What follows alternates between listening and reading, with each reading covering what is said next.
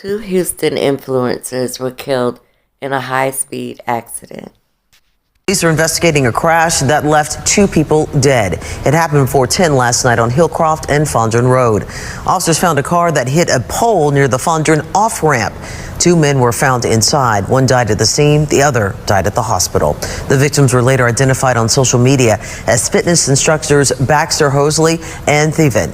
Now, witnesses say the vehicle was speeding towards the far right lane, trying to make an exit on Hillcroft. The force of the crash caused that vehicle to split in half.